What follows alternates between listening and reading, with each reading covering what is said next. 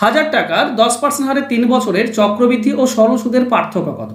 দেখো 3 বছরের সরল সুদ এবং চক্রবৃদ্ধি সুদের পার্থক্য চেয়েছে। তো এর একটা সিম্পল নিয়ম আছে। নিয়মটা কি? ডিফারেন্স সমান হচ্ছে আসল ইন্টু আর স্কোয়ার ইন্টু 300 প্লাস আর, আর নিচে কি হবে? নিচে হবে 100 কিউব। বাস এই হচ্ছে ফর্মুলা ডিফারেন্স বের করার। তো পেয়ে যাবে তোমরা।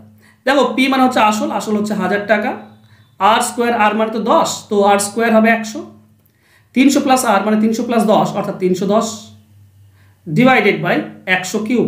100 কিউব মানে 3টি 100 গুণ হবে।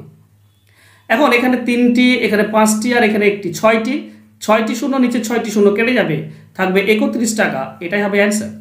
অ্যান্সার হবে অপশন বি। তো মনে রাখার বিষয় হচ্ছে এই ফর্মুলাটা, কারণ ফর্মুলা ছাড়া তুমি করতে গেলে অনেক বড় হয়ে যাবে। তো মনে রেখো।